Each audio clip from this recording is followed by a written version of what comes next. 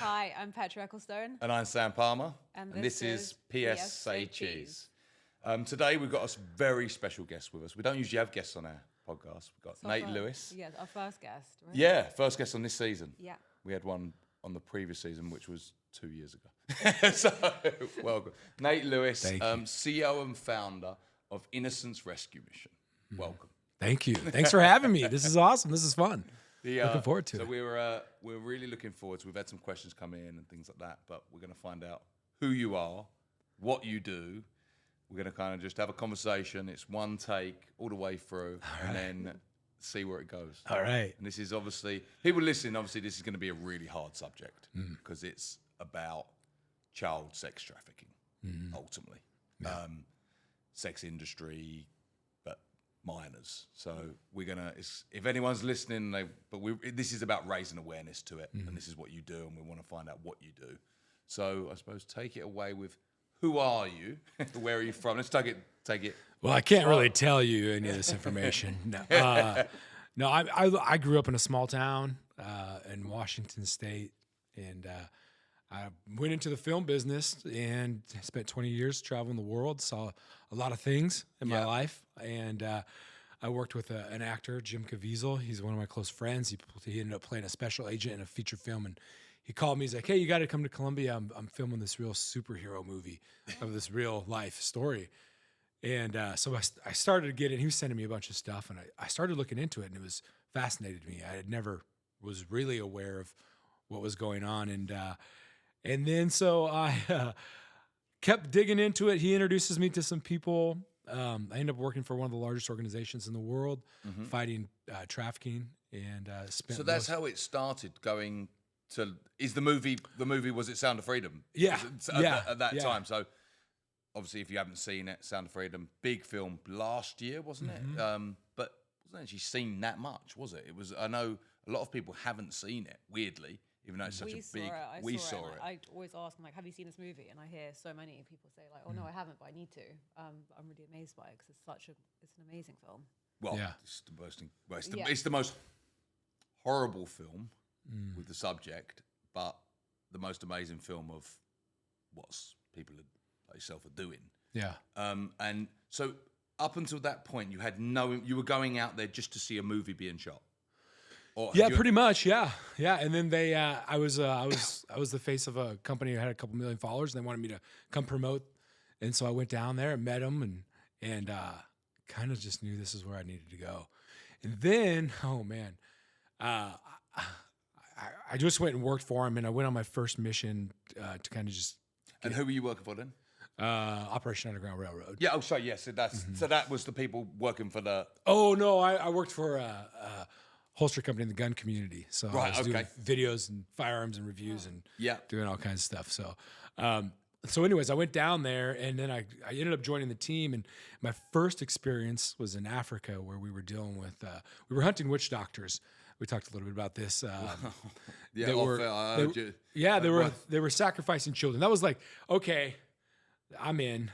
Like, how do you not go back? And then I traveled the world, seeing all different types of how human trafficking and child trafficking existed. And then I saw the online teams and how these investigations were being done and what people are doing, and just the prevalence of this all over the world. But also inside the United States, I worked with different law enforcement, went to a lot of trainings, and I just saw what's happening. And then talking to the people here in the United States, they were all asking, like, what can we do here?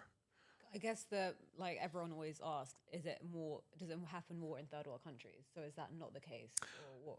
No, it definitely doesn't happen more in third world countries. It happens differently. Right. So, like the movie, that's how it used to happen, and it still happens that way. In the United States, we're first world, so we're so far advanced with technology. Then our population's pretty large considering all the countries out there. We also the access to internet in the United States is pretty high. Yeah. Most kids have got a phone or a tablet. Yeah. In a lot of countries they don't have internet. Yeah. And so how it happens here is different. It starts, and most of it's online, and we can get into a ton of information about how it's happening. Where in third world countries or how people, or maybe the movie portrays, people are going out to these places where there's a spa or a club or a brothel or whatever, where in the United States, a lot of this is happening, in your home, inside your child's bedroom, behind a closed door, through their phone. The gateway to the playground for children is now through their phone. So when I was a kid, it was like, hey, don't take candy from a stranger, like watch out for the weird dude on the playground. Well, now the playground is the internet. And so where are they going to be wherever the kids are? And the weird dude that, I think when you think of someone like a monster that rapes children, you think of this horrible looking person and things like that. So you think, oh, you'd spot them on the internet. But obviously with technology, the person you're looking at isn't probably, the predator isn't actually who he is. Right. He could be looking like a 15-year-old boy, for example. Right. Like with the powers of the internet to groom a So 15-year-old girl, etc. And that happens. Yeah. That happens.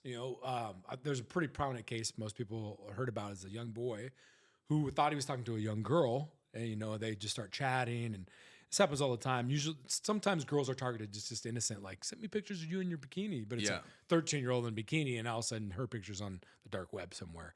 But this was a case of a young boy, and he thought it was a girl, and he was like, oh my gosh, she's so cute and all this stuff. And they start talking. Right. She's sending pictures, asking him to send pictures. And then she starts friending his mom and his siblings and friends and family and all that stuff. And then it gets to a point where it's like, hey, I'm not a girl. I'm actually a man. There's several of us. And we have all these people we're friends with. We have all this material. And unless you wire us 10 grand right now, we're going to go public and share all these with everybody. And so he's embarrassed, doesn't want to talk about it with his family. He ends up committing suicide. But it started there online, where they are pretending to be a girl. But we also see a lot of it the other way, where it's, 40-year-old men pretending to be a 13-year-old boy. And it starts and has those same conversations where they're sending it. Or they're 39-year-old men not pretending to be anything other than what they are, and they're trying to hook up with 14-year-olds. And that's happening. Right. And I suppose, and I'm taking this back because I have no understanding of the dark web. Oh, yeah. And I suppose I don't want to give people access to it, but is it easily accessible by people, this thing? Is it just a web address that you put in, sort of thing, that gets you in it? I've always wanted to understand. I know that. There's like this thing about the dark web, like mysterious thing, right? Is it that mysterious? It's or is really it not. Well, actually, the get? dark web is actually public domain now. Yeah. I mean, you're talking about platforms that are like social media platforms that aren't even the dark web anymore. This is like public. Your kids probably have these apps. I don't need to mention their names, but they're enabling this to happen. So there's the dark web that's turned into now whatever you want to call it, the light web. But the dark web is not like some secret domain. It's if you're in, for example, if you are addicted to crystal meth and you traveled to Jamaica, you're going to know how to get crystal meth, or wherever you go, Vegas, Seattle, wherever you go. But it's the same thing. If you're in the community of buying sex, you know where to go. Right. And there's sites that no one's shutting down that is known. That's what it's for. It's not for like dating. It's not for like whatever. It's there to like, let's have sex. This is what it's about. With minors particularly. Well, they claim to not host minors because they verify their age, but it's a joke. Yeah. You can get right around it. It's not. And on those, we do this. I can get into what we do, but we have photos of young girls that we're pretending to be, and very clearly, how old are you? I'm almost 15. And we'll even have conversations saying like, oh, my mom just got home. I'm supposed to be grounded for my phone. And so they know, and the conversations are happening. So this dark web is accessible by anybody if you know where to go, right? But like you may not know where to go get crystal meth. Like, for example, so obviously I'm a man trying to do bad things on the web. Why would the young girl be in there? Yeah, great question. Most of the time, it's called the track. So in the United States, a pimp can make about $200,000 a year off of one child. Right. So he may have a couple of children. Yeah. And so they just tour around the United States, traveling, staying in hotels, and they'll put an ad up. It's called like an ad, right? They just post that on this site, and people were like, "Oh, a new face! Boom! Hey, here we go." Then you So just it's start- not So your. it's the So pimp, your yeah. daughter in the bedroom's not going to be on that unless she's putting herself on there. But it's Yeah. this is more for actually people There's that have trafficked probably children. not as many minors putting themselves on Yeah. there. Right. You know, there's probably more like adults who aren't victims. They're actually volunteers. Yeah. You know, and making money doing that. But yeah, when you see a girl who obviously is very young, Mm-hmm. you know, that's most likely she's not doing that on her own. No. That's not her choice Right. to be there. And then they pack up, they move to the next city, they do it again and again and again, and they just tour around. And these guys know that. They know that's what's So happening. how That's does the pimp get to those children? Are they lots of different stolen ways. or how Oh, there's so many ways. Kids run away from home because it's a horrible life, or they've been raped at home, so they Right. leave. They get on the streets. They were put into foster care. They leave foster care. They get caught up in the wrong things. They get groomed. A lot of times they get groomed, or they do meet online, and then you know they target vulnerable people. Right. Like these young girls who are posting about like, you know, maybe their parents got divorced, or I hate boys, you know, and then Right. this 40-year-old man comes in and talks like the most amazing 13-year-old this girl's ever heard of, Right. and manipulates her and starts telling her things and sending her things and giving her money, and then entices her with money or Right. certain things, and then all of a sudden she's into this lifestyle, buying her new phones, doing this stuff, and it's a slow progression. It's just not like turn on the switch. Right. Yeah. Now they've been groomed. Now they got this lifestyle, and then they'll get them addicted to drugs, and then they're their drug supplier. And then to get the drugs, they have to do these things, Right. and then they just get caught up in the life. They're now in the life, and they don't really know how to even get out. And sometimes it starts so young. By the time they're 18, they don't know any different. You know, they don't even know what else they're gonna do. Right. Right. This is in America. It's in the other places it's different too. But when I'm talking, I'm focused on the United States. Right, Like there's a lot of organizations focused outside the U.S. But when the work that we're doing, we It's are only here. only in the United States. Yep. And are some states worse than others? Yeah, definitely. Because I mean, if you look at South Dakota versus California, or Miami versus Billings, Montana, there's definitely going to be differences. And the population's bigger, Yeah. but it's still happening. I would say it's actually worse in smaller communities, rural America, because the large cities actually have task forces. Right. They have officers who have training, who have equipment that are actually doing this. Where when you get outside of the big cities, they don't even know where to start. They don't even know where to begin to start doing these investigations. And that's where we are able to assist as well. But yeah, there's port cities. I mean, all this information's online too. You can start looking up like where are some of the hubs and where people traffic the most. Obviously, I could go to a small town with some girls and I'll just give you some real examples. We did an ad in a small town, less than 50,000 population, 55 different buyers within 24 hours. That's And what were they going to buy? 14-year-old Were they going to buy the 14-year-old for sex. or just to have sex for once or whatever? Yeah. But Yeah, so they're paying to have sex with them. and how much would they be paying? $200 to $300. Wow. But it just depends on services too. And so then we go to another town, which is population is maybe closer to 250,000. Do the same post, and it's going to get about 200 hits within 24 hours. So per capita, who knows what the difference is? The difference is in that bigger city, they actually have a task force officer. Yeah. So they actually have one. Where in that small town, they had 8. They literally have 8 drug task force officers in that small town. 0 officers fighting crimes against children, sex crimes. Like, Doesn't it just come under like a normal police officer? Wouldn't they no. No. So actually, this is a good question. You've now put a bait out. You've found someone. You've put an ad out. 200 hits have come. What do you do next, or your group? Yeah. Well, yeah. Unfortunately, I wish we had 1,000 employees, because imagine having a conversation with 10 people and they want to have multiple back and forths. with Yeah, you go, So you're yes. trying to keep track of 10 conversations. But within 5 days, you have 450. It's impossible. Right. So we tried to target who's the highest profile, like who's probably our biggest target. You don't want to deal with the low. It's just like organized crime. Any organized crime, you want to go after the head. Yeah. What are they going for? And so you try to identify who's going to be your biggest targets and go after those first. And so that's what we would do. So what you do is then you first to get it out of the way, you got to go right to it. Like, hey, is it cool that I'm 14? Because there will be guys that bail out. They're like, hey, I ain't going to jail. I'm out. Perfect. Get off the text thread. I don't want to deal with you. Yeah. Because we're focused on minors. And then there's like how they react. That's how you kind of target. Where are you going? Because if they're like, well, I'm so-and-so, is that going to be a problem? Or like, if they respond like this, 14, don't turn me on, baby. All right, we're going to go keep this conversation going. Yeah. So then you just keep the conversation going. And then I can't tell you all the details, but you build a case. And there's certain things that you need, and I'm not going to disclose those. But you have to build these cases that they have to put in writing, and you have to have them. And then once they've done those things, anything above and beyond that is just like awesome for the prosecutors. They're like, thank you.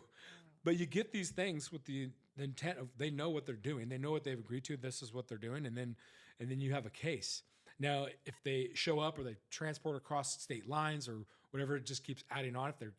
If they have drugs there too, to keep adding on to their charges. And at what point do you go to the police with this? Well, so the guys doing this are police. So, the team we have a federal agent, so it's on a task force officer, and active duty law enforcement. So the team's made up of active duty investigators who have this experience and training. So they've done this already. This is what they do for a living, right? So most of them started as undercover narcotics agents. So they were going undercover, dealing with drugs and blah, blah. And then they got introduced to prostitution is what it used to be called.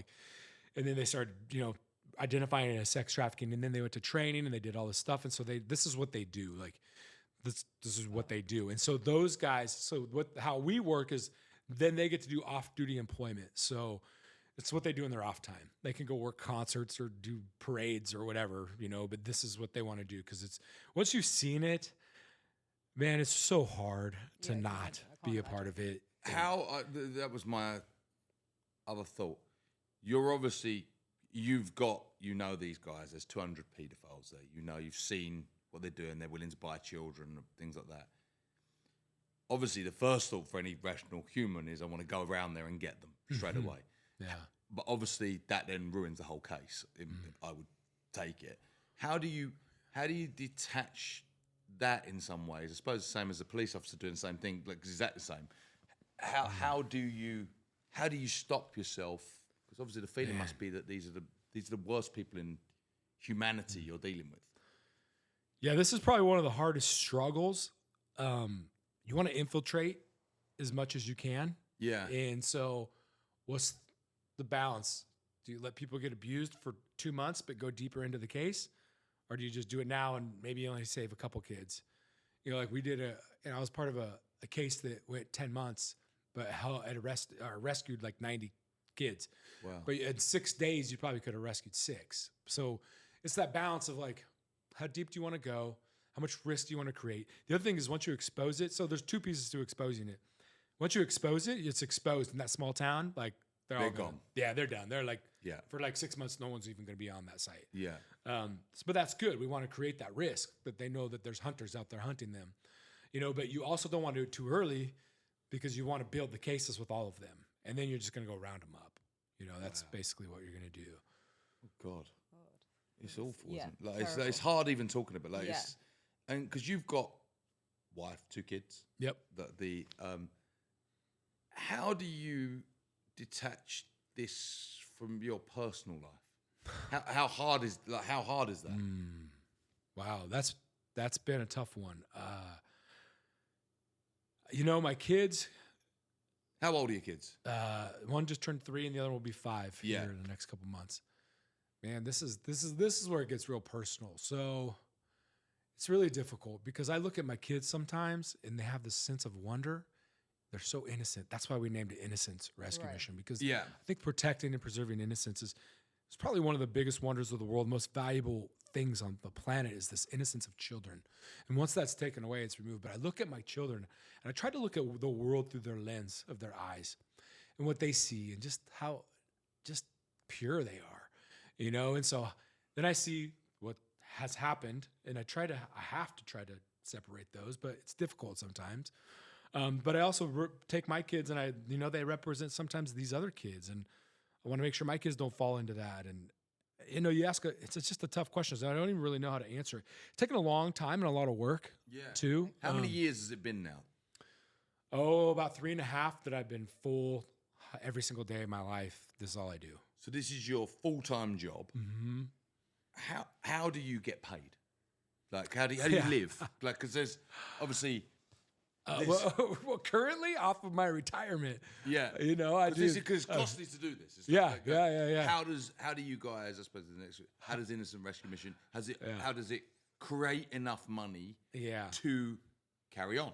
Yeah, so the model that I have is there's the people of the United States of America who want to get involved and do something. Yeah. So I bridge them with the people who can actually take action. Yeah. So how do I bridge law enforcement and the people of the United States? So the people of the United States are helping fund the people that protect their children and their communities. So we're the conduit with the system. And there's all different layers. So like I said, we have a team that if there's a town that doesn't know where to start, has no resources, no equipment, we'll do it all. And here you go, gift wrapped to you. There's your case. And they can just go arrest them. So my team's amazing. They're volunteering most of their time right now. How many people are part of the team? We have about 7 right now. And they're all volunteering. So have they got other jobs as well? They're all full-time jobs. I'm the only one that does it. Right. Wow. So they've all got the jobs, and then they've committed their spare time. Yeah, in the future, it will be different. I do believe the people are telling me, like, we want to protect the kids in our communities, and people are showing up and they're donating money. I'll have full-time people. My goal is to have at least 1 or 2 in every state that works, and they can just work their state and help.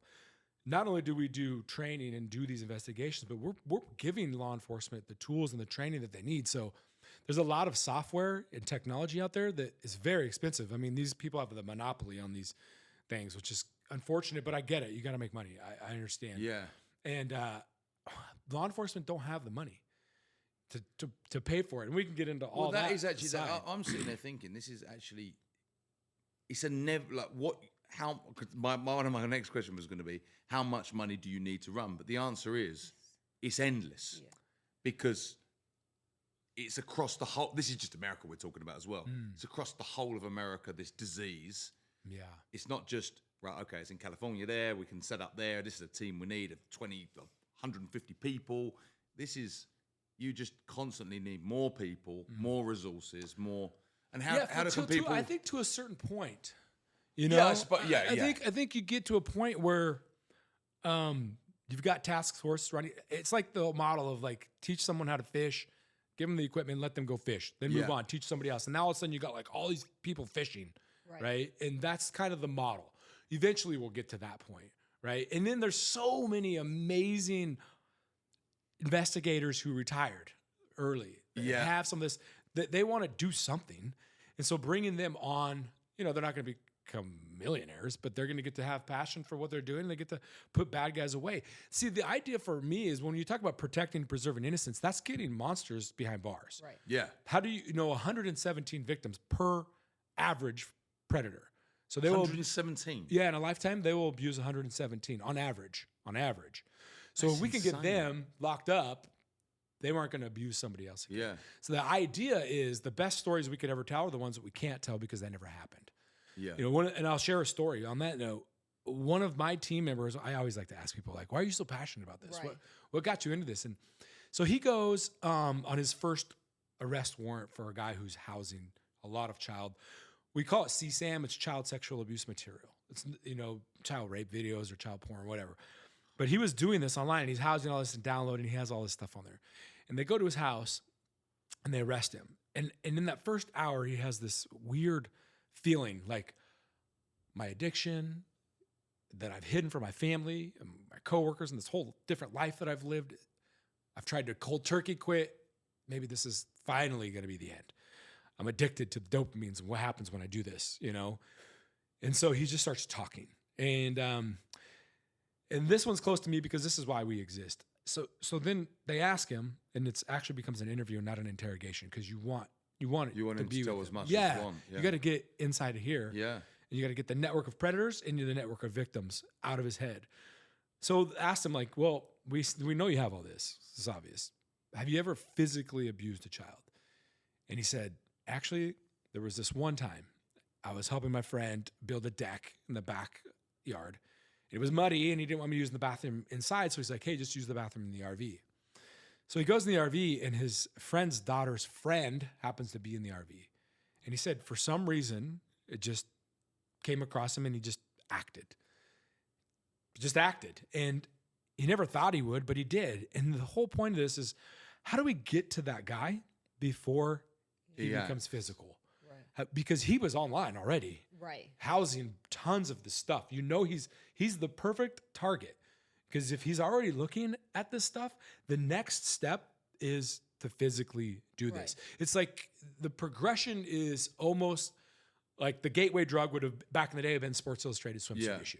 Right. And then it's like, oh, whoa, move on to the next one. What's that? Oh, it's Playboy or whatever. And then now the internet is like any age kid, there's no regulations. They could type the wrong word in. And next thing you know on their phone, they're like, whoa, what's that? And so then it becomes like, oh, I need to go to the next level, and they need to be younger and this, that. And like, now that's not doing it. I need to actually physically go do it. And then once they do that, they become addicted to physically doing that. Do you believe it's a disease? I think it has to be. It's some sort of, I don't know if you call alcoholism a disease. I don't know what you call that, but there's something. Is it a disease? I don't know. Some of it occurs. It's hard to think. Do these people, do they want to do it, or is it a disease that makes them want to do it? There's two different sides. I don't know if it's full on a disease, because some of these people were abused as a child themselves. Yeah, you know, right. And so now they are that's just part of their psyche.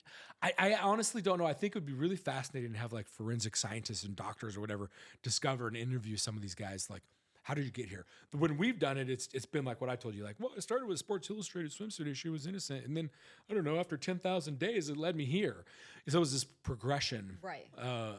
I don't know. I do know when scientists look at what happens in the brain and what's released and the chemicals when a male or female does whatever they do, it is a release, and it is a dopamine, and it is that hit. It's almost like a drug, right? Like you see this influx inside the brain, and you see certain things. So they're reacting based on what is occurring inside their body, and that's an addiction, you know. And they aren't able to have that physical relationship with another human being for whatever reasons. We don't know. Everyone's an individual, but they aren't getting that intimacy or whatever from their partner, or they don't have a partner. And so they're trying to find a way to get that dopamine hit, you know? And, yeah. So, yeah, I know it's just heavy, and I'm and I'm keeping this G-rated too. Yeah, no, well, I'm thinking, these questions, I think, I don't know, I want to know because it's going to sound awful, but how young of a human have you ever seen in this? I can tell you my personal, and I know some stories. My personal was a 2-year-old. How rated can I get on this? You go, no, because I'd like to just expose it as what it is. I'll do my most gentle version of the story. And I was there, and it was an online case during COVID. You know, when the whole world shut down, everybody was online, but these guys still needed to make money. Yeah. And so this one guy found a way to charge people to watch live videos, and then they could pay to tell this guy what they wanted to have done. And so this man was living at his sister's and abusing his nephew, who was 2 years old. And these guys were paying $15 for 30 minutes to have live and then tell them what to do. And what sort of things were they doing to him? I'll let your imagination figure that one out. There are people whose brains are so sick you can't fathom. So did you find this man? Yeah. Oh, yeah. And how long would he go away for? Yeah, I don't know what he got sentenced to. I think that one was probably a pretty long time because all the evidence was there. He'd been doing it for a while. Oh, wow. It's not like one case. Same child, his nephew, in his sister's house. And did the sister know?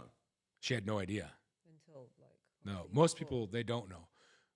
Dads will abuse their own daughter or stepdaughter, and the whole family doesn't know. And if they speak up about it, they don't believe them. Right. Right. How do we get these? How do we train our kids to speak up? Because it's funny, I had this conversation with the boys a couple of days ago. Yeah. About if someone ever touches you, and they tell you it's it's okay, or you're in trouble, and then you don't. You come straight to me and you tell me because this is not okay, and they're gonna tell you it's not okay. So you kind of have to pretty. But how should we be doing it with kids? You just gave a great example. You have to have a relationship with your children that you can be honest and you can have these difficult conversations. And there's going to be more difficult ones when we start talking about what's happening online. That's one of the most difficult conversations is parents and children and apps and social media and phones and all that stuff. But you got to have this relationship with your child that they can be honest. You can have those really difficult conversations. Nobody wants to have that conversation, but you gotta. Yeah. You have to have it. You have to have those conversations. Who are more vulnerable, girls or boys? Both. So I think you know there was a study done in 2021 in California. I'll just use California. There was 29,000 girls that were sexually abused and 25,000 boys. So it's pretty much the same. Right. It's And they're the ones when we you're know talking of. about sexual abuse. Now, when you're talking about trafficking, it's extremely high. I think that it's more like 70% is girls. So yeah, that's Why is that? trafficking. I think because men probably are more into Girls. purchasing the girls. Yeah. Now, look, I've seen many cases where homosexual men want to have a young boy. Yeah. You know, and so they get abused. But when you're seeing boys be abused, a lot of the time it is men that are just homosexuals, and so they prefer boys rather than girls. Right. Oh God. So it's weird. Yeah. So they actually. So a pedophile actually is almost like a straight man goes with a girl. Yes, and a gay man goes with a And boy. they don't differentiate. Just a child. It's just a young woman basically in their eyes or whatever. And is there a price? Is there like the younger they are, the more expensive they are, if they're a virgin, etc. Oh, yeah. Like that sort of thing. Have you come across any of them sort of prices or anything like that? Like, what are these? Yeah, I mean, I know a mom who sold 2 of her daughters' virginity for like $2,000. 2,000. And how old were the daughters? I think they were 11 and 12 or somewhere around there. And where was this? In the US? South America. South America. Mm-hmm. Wow. So $4,000 for the 2 daughters. Yeah. And when say a child gets taken or goes into trafficking, let's just say that they're a 4-year-old snatched or something like that. When do they time out? And what happens to them then? Because obviously at one point they're going to become an adult. Right. Do they get to that stage, or are people killed? Well, I think probably they go missing some way, shape, or form. But here, there's not a general answer. Right. Like the answer is depending on what the client wants. So some girls age out once they hit puberty. Right. So once they start developing and this and that, they're not attractive anymore. Or they get pregnant and then that whole thing that they're just no good. And then if they're just not desirable or they decide to run away, But sometimes, I mean, look, there's no blanket thing. Some girls get into this so young and they end up staying in it well into their 20s. How do you get out? On? Yeah, because then they just carry on. They use them as an adult prostitute now. Yeah, until they can't get clients anymore, But you also, I hate saying this, but it's the truth. You try to take a girl out of a job that's making $2,000 a night and send her to go get a real job, it's tough. The whole lifestyle changes. And drugs is a big part of this as well. Mm-hmm. But they give drugs to children, like young children. Oh yeah, one to get rid of the pain that they're about to experience, but also to get them out of it, So for sure, they gave. I know cases where girls were drugged and passed out, and the next thing they know, they're in basically a jail cell in a brothel. And they didn't even know. They thought they were going to go work at a resort, serving tables. What? So these were actual Teenage they have girls kids. Or older girls. Yeah. And then all of a sudden they were going to get a job, and these jobs that they were promised when they get there, not all of them, but some of them were drugged, and they wake up and now their new life is in a brothel, getting raped. Is that more South America and places like that? Not in the US. There are So what we focus on is children. So there are definitely massage parlors and stuff. You can find tons of them here, where they're probably more adults. I think it would be a little more difficult to find an open public massage parlor that's very open about children. Yeah. I'm sure they exist because now look, if it's legal prostitution, then you're probably going to find minors pretty easy. Like there's areas in the United States where prostitution is somewhat legal, and so you will find children more likely in those areas. But I mean, they're hiding in plain sight adults that are doing services, right here, guaranteed, close, not far from here. Wow. It's awful, isn't it? Really bad. It's so hard, It's a isn't it? sick world. Yeah. I know. It is a sick world, but I don't want to focus on that too much. There's a lot of amazing people in the world too. My experience, there are so many people. I mean, look at how am I even here right now? Because you guys, something happened and you said, no, we can't allow this to happen. We got to bring awareness. We have to do something about it. And there's a lot of people like that. There's a lot of people out there. I wonder why it's not talked about more. That's what I'm still kind of like trying to understand that, because I feel like there's not, obviously there's the movie The Sound of Freedom and that kind of started it, but I just feel like it's not a topic that's talked about a lot. I just don't understand why that is. What would you kind of... Yeah, look, until whenever we started this podcast, I had no idea. You think it's just this one here and there. You think of maybe in someone's family they might be abused or something like that. Because that I get. A dad maybe abusing his daughter. Here or there, sadly. But not to this extent of it's a full-blown pandemic. Oh, yeah. I think why is it not talked about is it's hard. It's not a table conversation. No. Talking about children, so it's difficult, which doesn't mean that you need to ignore it just because some topics are difficult. Right. Also, I don't think people believe it. They don't believe some of these things. To them, their child. Yeah, and that this really exists. Like today, I was telling you a little bit earlier, we had a little event, and so we did an undercover kind of operation there, and in the Saturday morning, 6 to 8:30 a.m., there was like 12 to 15 people trying to buy a 12-year-old, and these people were like, "Wait, what?" And I had so many people come to me like that was the most powerful thing. I had no idea what's happening here. Los Angeles, maybe, but right here, no way. And I think that that's part of the problem. People don't think that their kids, it would happen to their kids. Right. They don't think that it's happening in their communities. They also think about the movie like, oh, it's some foreign country where they're taking kids, they're putting them into a sweatshop or whatever they're doing. And all those things are happening. But right here, it's more about, I think for the average American, what's happening is there's no doubt in my mind that if a teenager's on social media, and I got to be very careful. I don't want to out the certain one, but there's one that's very, very, very known. And if a girl's putting herself out there, it's 100% that she's going to be targeted.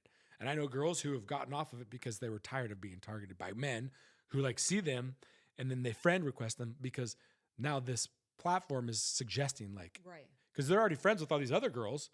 Here's a new friend, suggest. And that's what's going to happen. Now your innocent child is going to be targeted by a man whose name is Dr. 69 and she doesn't even know what 69 means. She just thinks it's a number. So that person would reach out, let's say, to a 12-year-old girl, and then what would happen? They would start having a conversation, a relationship online, and then they would meet up, and then is that how it would I guess now I'm I've got an 11-year-old. No, I'm glad you just, because I've butted out of this. So I've been long a thing about the phones, about them being on them. My boy plays Fortnite. Roblox. We can talk to anybody. Yeah. And shed it open, things we like that. actually told, I told one of them, you can't. How do you know? I said, how do you know who you're talking to? And they're like, oh, I know it's a boy. It's not a man. I know the voice, but obviously you can. But they can have a voice changer. Yeah. And that's so. What would be your suggestion to parents then, who kids have got access to the internet? Talk to us right now, because we've got a 10-year-old, 2 8s, and a 3. The 3-year-old's too young. But, but she's on YouTube every day. Yeah, she's only got to click something else, and she's on something else. She's on kids' YouTube watching. She is. So I'm just saying, but The what would be older, your advice then? I think that parents really, it's a fascinating time in our existence as humans. For the longest time, parents taught kids, guidelines, rules, how to have respect and manners, and this is hot, that, the whole thing we've kind of taught our kids. Right. We didn't grow up in a time where we had this technology and these apps that are coming out every 6 Yeah. weeks Yeah. as a new app. So it's very difficult as a parent to teach your kids when they're the ones that are actually teaching the parents Yeah. about technology. So it's really important. I think two things are really important. For girls, the male figure has to be very, very present in a daughter's life, because if you're not, they're going to seek a male presence. They just are. And you better hope that they seek a positive one, Right. because somebody's going to prey on an innocent child. So that is one part of it. But I also think that it's important to know and look into these things and learn about it. That's part of like what we're going to do on social media is like, let's educate not only parents, but children. How do we bridge the gap between parents and children in the most difficult Yeah. conversation? Kids need to know, like, I can show them. You have to walk a fine line because each kid's different, but at what point do you want to introduce them to this and kind of take away their innocence in a sense? And scare them too much. Yeah. But in some ways, you say, well, at what age? I'd rather them not be in a motel with 10 guys paying to rape them. Like that's I think it's important to have private social media, Yeah. where your friends and the people that are able to see you and look at you and screenshot your photos and talk to you are people you know.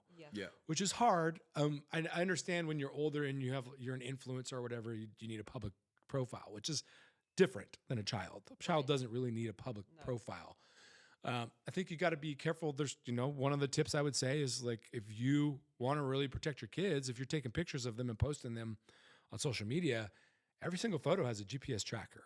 So unless you take the photo and then screenshot it and post the photo that you screenshotted, that photo can be accessed of where your GPS location is. So anybody who's trying to find your kids, here's what parents do all the time. This is like probably one of the worst I think that you could do as a parent. First day of school, and they're getting pictures of their kids, right? And they know where Now the it's at school your is. house, and then they get a picture of them in front of the school. Now they know where you live, and they know where your kid goes to school. And they can actually just follow your trends and know what time and all that stuff. Don't post those type of photos.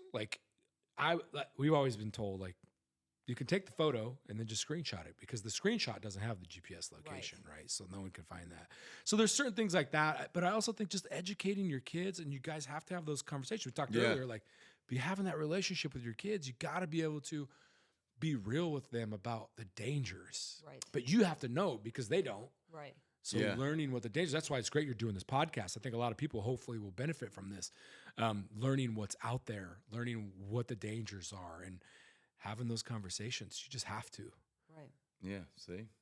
Yes. Yeah. Told you. I know it's somehow be my So I blame. was right again. I'd be to blame somehow. But so obviously Dane's there. Then so someone listening to this in their car at home, etc. And they're sitting there saying, well, like us right now, how can they get involved? How can they help financially, with their time, whatever ways? What help do you need? Yeah. I suppose that's probably the best thing to say. What help do you guys need? And then how to execute each different one. Yeah. Honestly, the number one help we need right now is we need more investigators because there's such a huge amount of prevalence of predators. We need investigators. So And can anyone be that? no, Right. no, you have to be trained as a detective. Yeah. Okay. So you either work for a federal agent or you're a local detective, preferably with some background in this crime. Otherwise, we send people training. Like I'm sending, 4 guys to training here at the end of April, and it's just 4 days of pure how do you do online investigations for child crimes. And they've already had this, but keeping up with the new stuff, the new terms. I mean, the language changes, emojis change within a year of what's going on. So number one, I think that having investigators, which is kind of the chicken and the egg. For me to employ investigators, I got to have money, right? And so I think finances is huge, not only for us as an organization, but even for law enforcement. Right now, law enforcement is just what it is. Like we have the lowest number of recruits coming out of the academy. We have the highest number of early retirement because they're being put back on cop cars and driving the streets, and they don't want to do that anymore. They got past that, and so now the number one, and this is across the board, is manpower. Like where's that resource? So talking to law enforcement all over the United States and the world, I asked them, like, what are the issues? What are your problems? Like, why? And so I listened to all 5 of their reasons. Manpower is number one, resources, technology, these type of things, right? And the training is expensive and blah, blah, blah. So I took all those down. It's like, what if I just gave you all that, like for free? That's what we need. These police need the training, which is costly, and you got to fly them there. I can't even imagine how costly it is. Yeah, and then they need the equipment. So not only do they need to have, burner phones and computers and software to run them and to change your phone number and your IP address and all this stuff, and they need to have a lot of other technology that we're not going to talk about. Millions and millions of dollars. No, it's actually not that expensive, but you also need technology to unlock phones. Apple can barely unlock their own phone. Yeah. But there is technology that can unlock phones, and it's incredibly important because right now, most departments have to send it to the FBI or Homeland Security, and they can be 2 to 6 months before they get that back. Wow. What you need is this technology that we provide, and that will unlock a phone usually within 1 hour, which is so important because by the time he gets bailed out, you've already got all of the contacts, and you're already going on. So the police can look at it. All the victims, that's all your source of information. That's your intelligence right there. Yeah. So you need to be able to unlock that. You also need to be a trained certified technician to take the stand during the prosecution of handling evidence. There's also technologies. You're running surveillance teams. You got all kinds of different things that you need to do. There's one piece that I'll tell you guys once we stop recording, though I can't tell you publicly, that is changing law enforcement world that we're doing and what we're able to provide that no one's done before. And that component is expensive. But you're talking, I could get a whole department up and running for $50,000. Everything that they need. Right? Not obviously not the manpower. Our team would be the manpower. But to get them everything that they would need, maybe 2 guys trained, all the equipment, all the technology. They have a mobile forensic lab. They have a forensic lab that they can do everything in-house, like immediately. It's not that expensive. No. But you got to get them to say yes. As well. Yeah.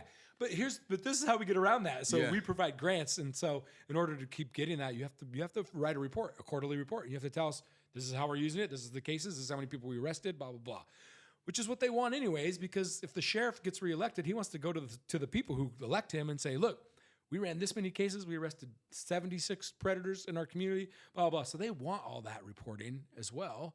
So it's getting them what they need, which is the financing, which is what we help do in the training and all that stuff. Secondly, or thirdly, what can people do?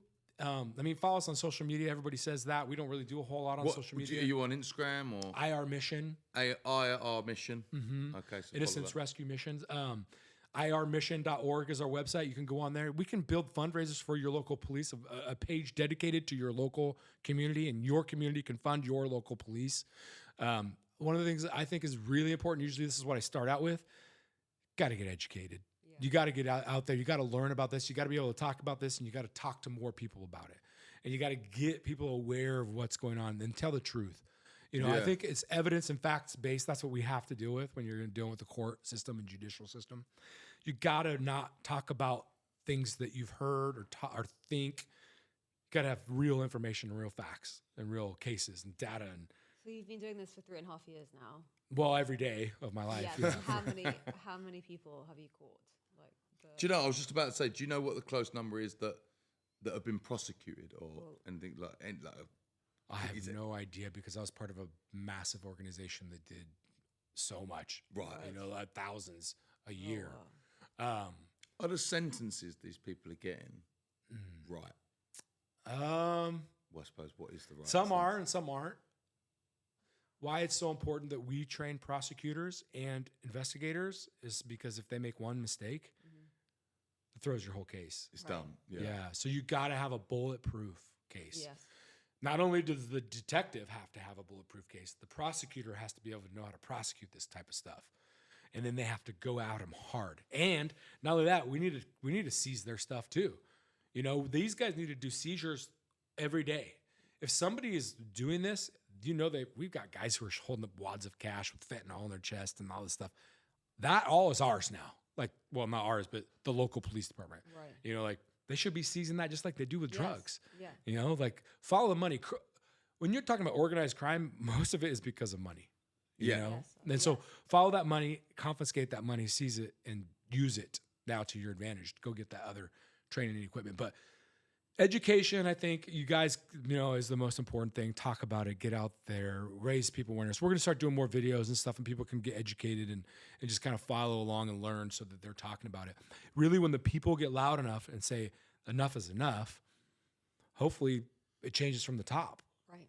Yeah. How do we get there? What do we need to do to get that? That's a great question. We need, I suppose, mass. Because we see a lot of things gaining a lot of momentum at the minute in the news of everything. There's lots of different movements and things like that. Even politically, like there's in this country, red or blue, and both are very vocal about it and things like that. How do we get people more vocal? Because I suppose that the hardest bit is how do we get enough people to care when it hasn't happened to them? That's the ultimate. I suppose is the because is that part of it? Is that why people aren't vocal? Oh, well, it hasn't happened to us. Our kids are all right. They don't really know about it. It's almost kind of like like you all know about cancer or breast cancer. Yeah. And then when you get it, it's like your whole family's like advocates for it. And it's very similar, but how do you get people to support breast cancer that's never had breast cancer? It's the same. Yeah, it's the kind same of thing, topic, isn't it? You really got to educate the people. Yeah. It comes down to educating communities.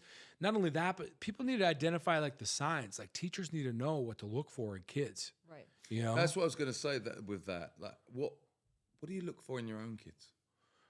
In your own kids? Yeah, like what are they to know it's say you're because you said like the mother didn't know her brother was Like a 2-year-old, you don't really know. It's like too young to know. Yeah, the they don't signs, even right? know. No, It's normal. But this has happened to all ages. Yes. How do you know?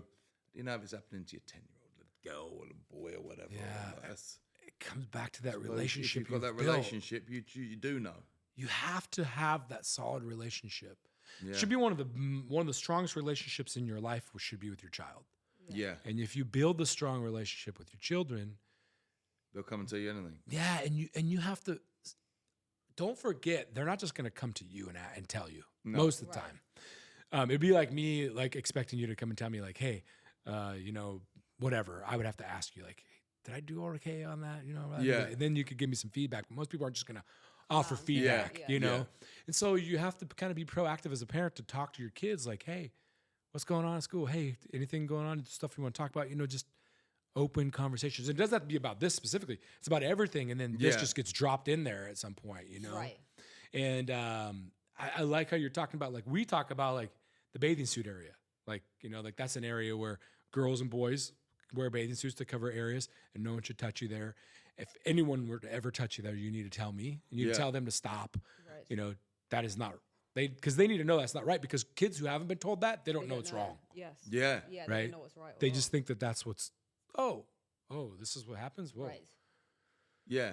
And I said that we were saying that the other night. I said even me, I'm not allowed to touch you there. I said it's like no one's allowed to. It's kind of like, I said, it's different. You washing yourself, things like that.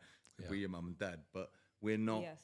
This is no one's allowed to do that. We presume, I guess, that they know, but at the end of the day, they don't know. They didn't have no one's clue taught what them we was that. talking about. But it was only that he said that actually, funny enough, then Andrew said he'd just watched a video at school. Yeah, they played and there was them. a song or something about They you can't played them, touch my yes. bathing suit or something like that. He Yeah. was like, and he started saying, he said, oh, they just told us about that school. It was literally the same week, and I was like, Wow. oh, right, Yes. okay, so the school is doing stuff Wow, with this, which is great. great. I didn't know Yes. they do. Yeah. So it's, but how do people throw fundraisers for you guys, things like that, like like events and things? Yep. That's a great way. So, like, that's To what we bring had the this morning. community in. Yeah. Yeah. We had a walk for innocence this morning and brought in several guest speakers.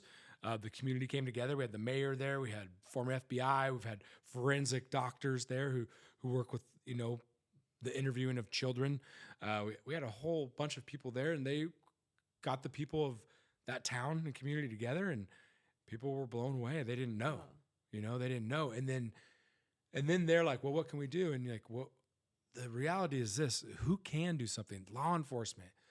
I don't ever want to be a vigilante. I can't kidnap people and bury bodies. Yeah, in America at least. It all sounds good, and well, everyone wants to do that. Of course, but yeah, you can't. The reality is, you go to prison for that. That's so you've got, and it's got to be done the right way, because otherwise, as you say, because obviously, even with what you do, I would think there has to be done so well, so then it's not entrapment. Oh yeah. So you can't. If you say the wrong thing, then it's entrapment. The case is gone. It's done. Yep, and exactly, and like our photos and stuff, fully clothed. You can't entrap them. Certain things. I can't give away all the details. But so the answer is, don't do this at home yourself. Like, because some people say, well, I want to become a pedophile, a bounty hunter, pedophile hunter. Yeah, I mean, honestly, give organizations like you, who are already set up, more manpower, more money, more time, etc., more awareness. That's really what we should do. Yeah, I think so. Do events, raising awareness, podcasts. Yeah. How do you get out there to the mass people? And how do you talk about it? Even on social media, you can it doesn't have to be graphic. It doesn't have to be horrible. It can just be a stat. Right. I mean, 42 million people are living in the United States right now that have been sexually abused. 42 million out of 300 million or something like that. 42 million. 1 out of 3 girls will be sexually abused before they turn 18. 20%. 1 out of 3, did you say? 1 out of 3. 20% of victims will be abused before they turn 8 years old. It's shocking. 3 4 million girls in our house right now, so one of those before they're 18. That's Now that could be from a friend's brother. That could be from somebody at school, maybe their boyfriend. Yeah.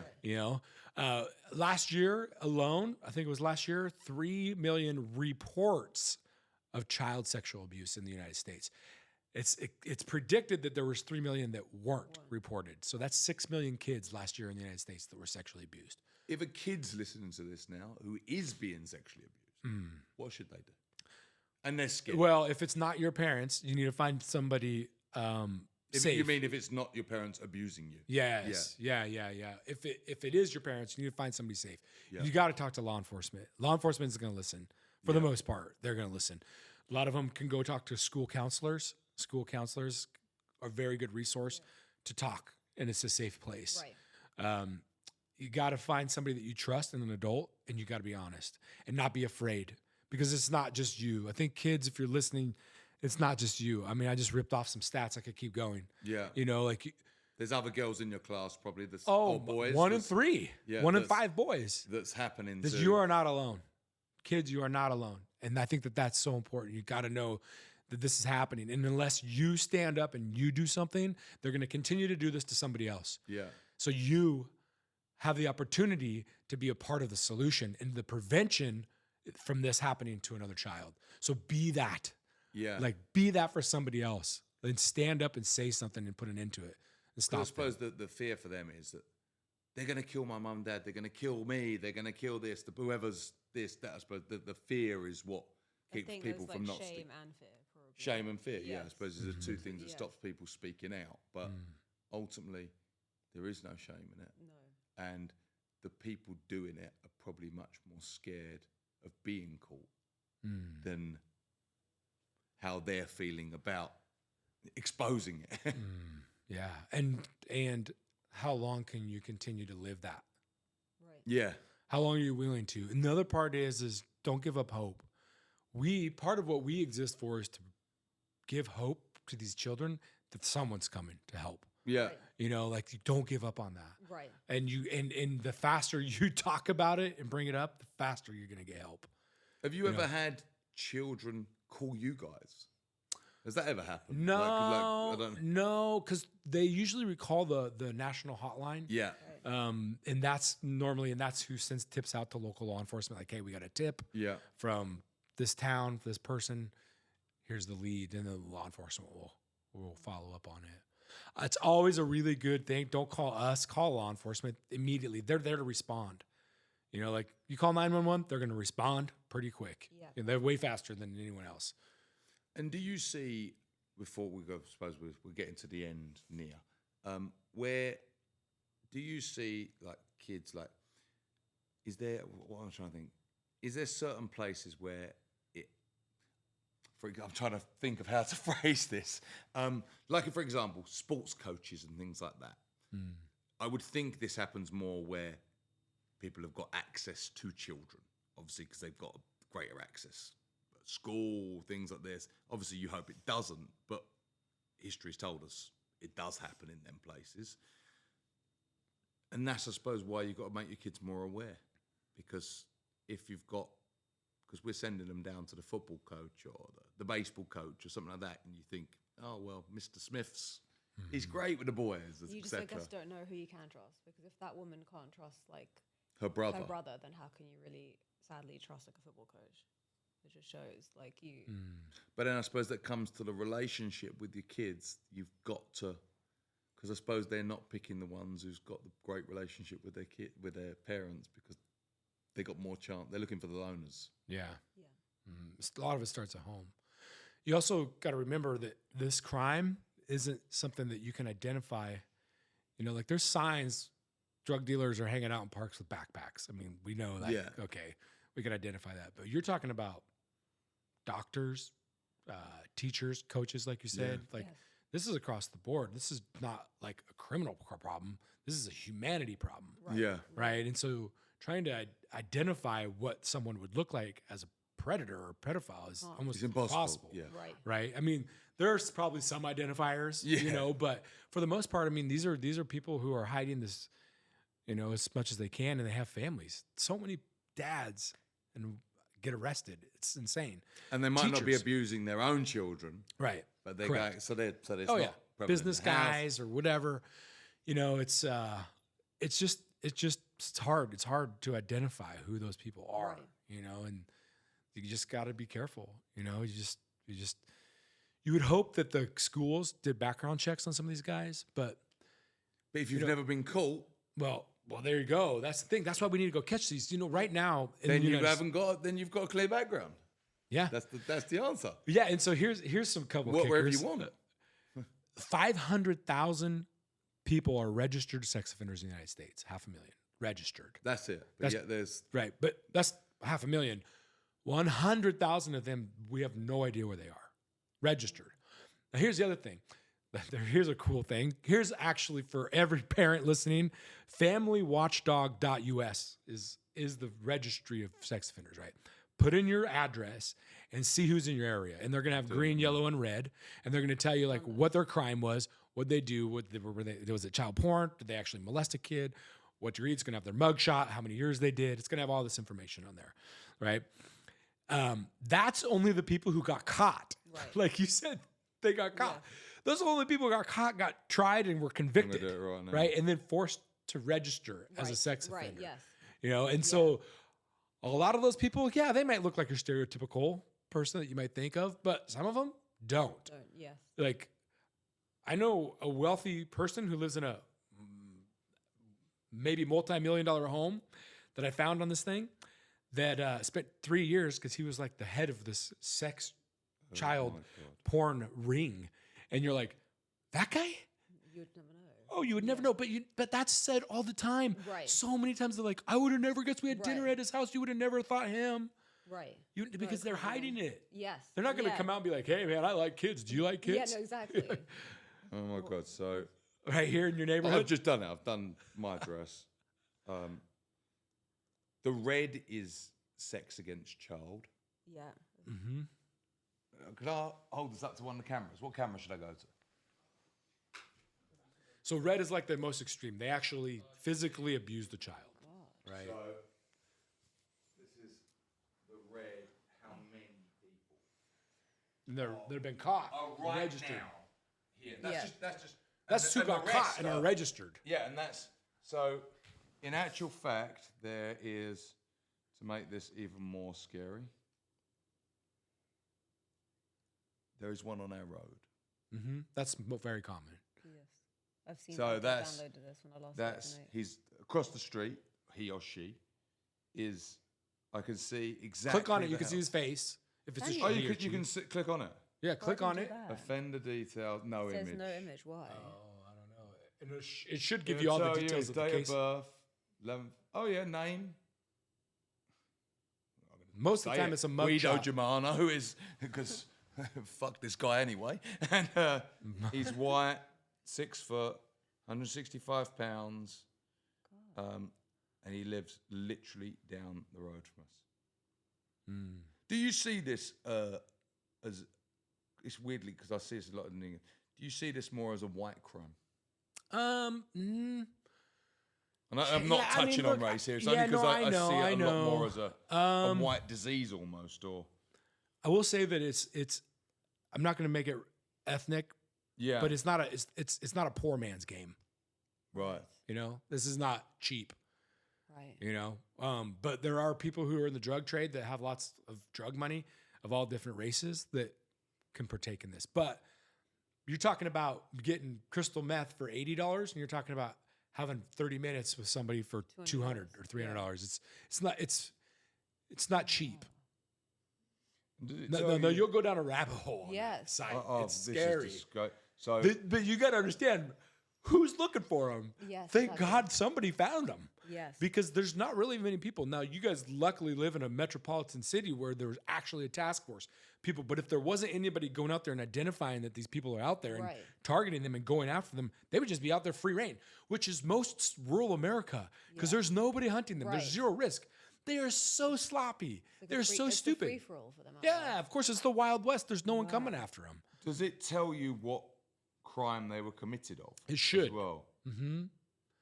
You might want to click on a different one because if that one doesn't even have a photo, that one's No, this one had a photo. This was on the next street along. Yeah.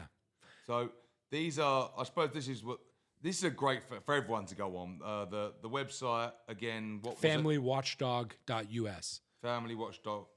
Watchdog.us.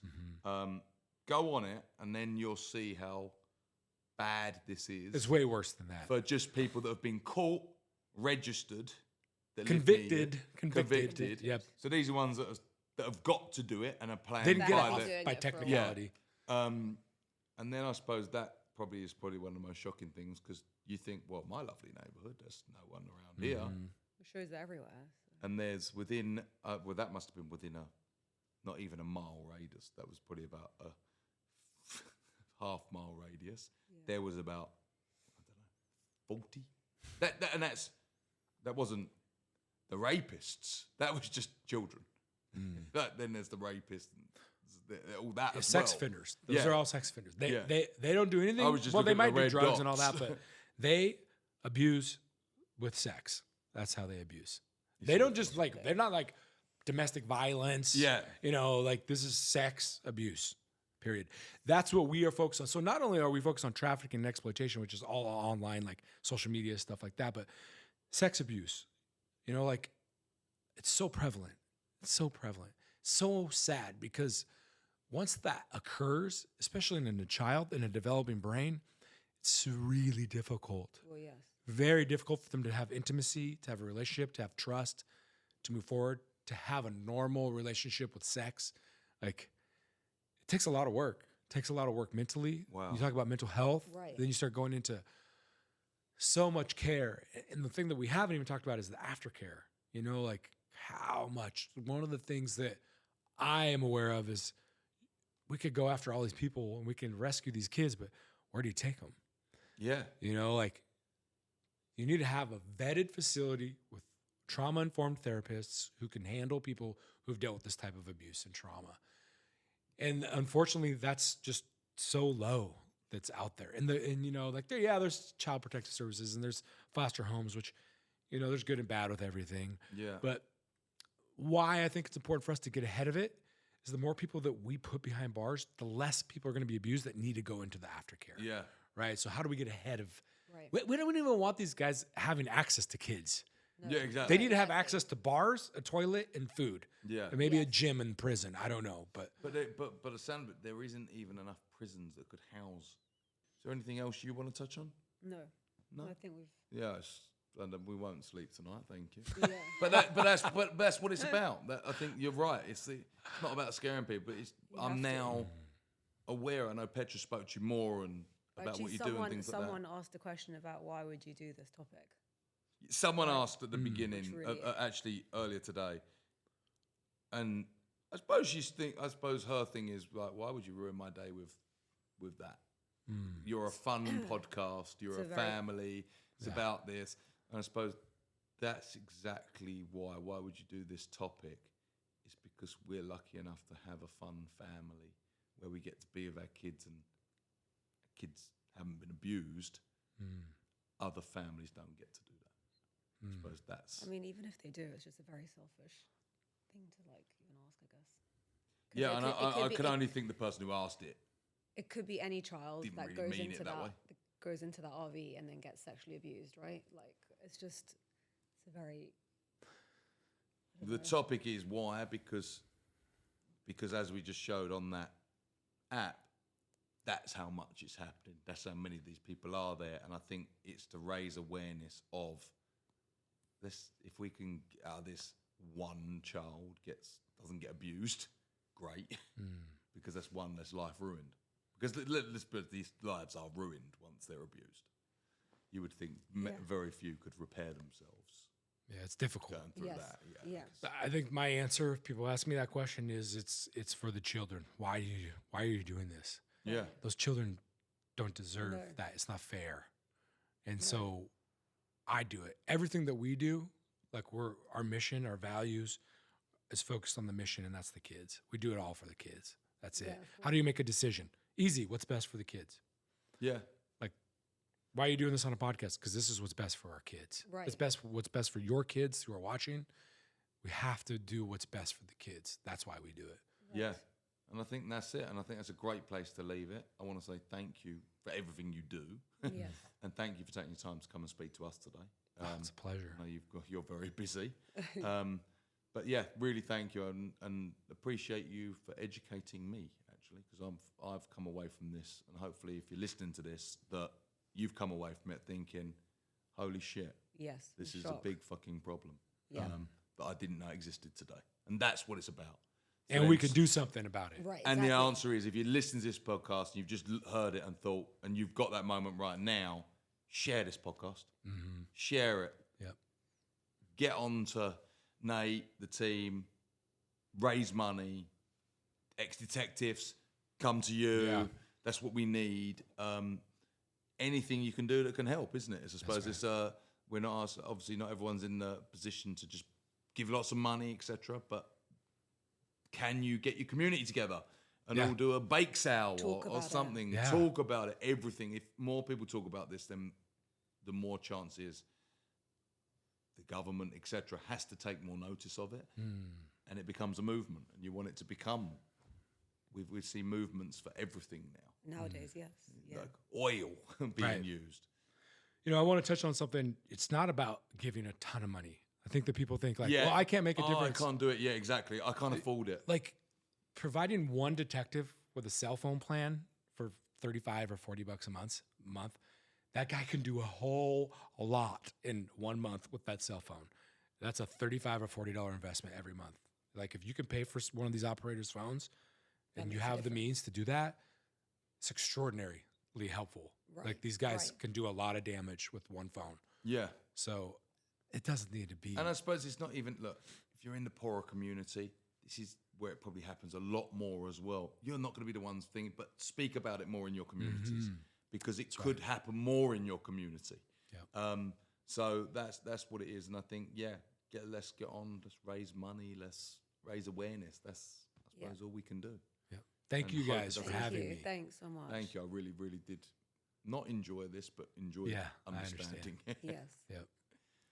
And we'll be back next week. Yes. We keep saying that, but we are going to launch these at some point. No, but they are going. I think episode 1 is actually going to go out this week, and this will be episode 2 the following week. So look out for this. Yeah. All right. Thank you. Thank you. Thanks.